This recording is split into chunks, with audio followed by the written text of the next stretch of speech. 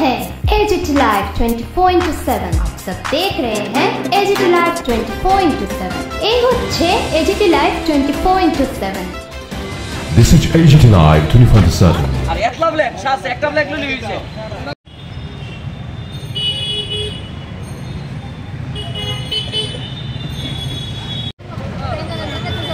এই শুনুদা স্লোগান দাও প্রিয়াঙ্কা গান্ধী। জানেন আজ ভারতবর্ষের দুটি রাজ্যের বিধানসভা নির্বাচনের ফলাফল বেরিয়েছে। তার মধ্যে ঝাড়খণ্ড এবং মহারাষ্ট্রের নির্বাচনের ফলাফল বেরিয়েছে। ঝাড়খণ্ডের ইতিহাসে প্রথম যে কোনো সরকার পুনরায় দ্বিতীয়বার সেখানে জয়লাভ করেছে। কংগ্রেস এবং ঝাড়খণ্ড মুক্তি মোর্চার নেতৃত্বে সেখানে আবারও ইন্ডিয়া জোটের সরকার ক্ষমতায় এসেছে। এবং আমাদের প্রিয় নেত্রী, দেশের জননেত্রী, যিনি সবসময় মানুষের হয়ে কথা বলেন সংসদের বাইরে, আমাদের সর্বভারতীয় কংগ্রেস কমিটির যিনি মহাসচিব প্রিয়াঙ্কা গান্ধী বদ্রা, এবারের কেরলের যে ওয়াইনারের উপনির্বাচন লোকসভার, সেখানে তিনি 4 লাখ ভোটের অধিকে সেখান থেকে তিনি জয়লাভ করেছেন। এতদিন প্রিয়াঙ্কা গান্ধী ভারতবর্ষের মানুষের হয়ে সংসদের বাইরে তিনি লড়াই করতেন, মানুষের হয়ে কথা বলতেন। আমাদের দৃঢ় বিশ্বাস প্রিয়াঙ্কা গান্ধী ভারতবর্ষের বিভিন্ন মানুষের সমস্যার সমাধান নিয়ে এবার সংসদে দাঁড়িয়ে তিনি মানুষের হয়ে কথা বলবেন।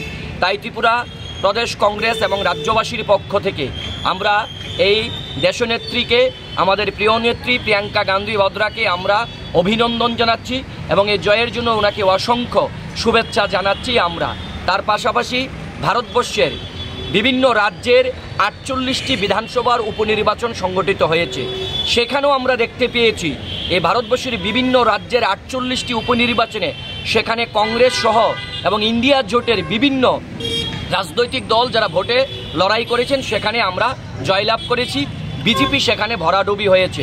মহারাষ্ট্রে বিজেপি জয়লাভ করেছে, সেটা নিশ্চয়ই ভারতবর্ষের মানুষ এবং মিডিয়া জানে যে কিসের ভিত্তিতে মহারাষ্ট্রে সেখানে তারা জয়লাভ করেছে। আমরা ঝাড়খণ্ডে কংগ্রেস এবং ঝাড়খণ্ড মুক্তি মোর্চার যে সরকার যে পুনরায় ক্ষমতায় এসেছে মানুষের আশীর্বাদকে পুঁজি করে, আমরা ত্রিপুরাবাসীর পক্ষ থেকে, ত্রিপুরা রাজ্যের প্রদেশ কংগ্রেস দলের পক্ষ থেকে তাদেরকে অভিনন্দন এবং শুভেচ্ছা জানাই। এবং আমরা আশা রাখি ঝাড়খণ্ডে গত 5 বছর যেভাবে কংগ্রেস এবং ঝাড়খণ্ড মুক্তি মোর্চা সরকার মানুষের হয়ে কাজ করেছে, আগামী দিনও এই সরকার মানুষের পাশে থেকে কাজ করবে। আমরা তাদেরকে অভিনন্দন জানাচ্ছি।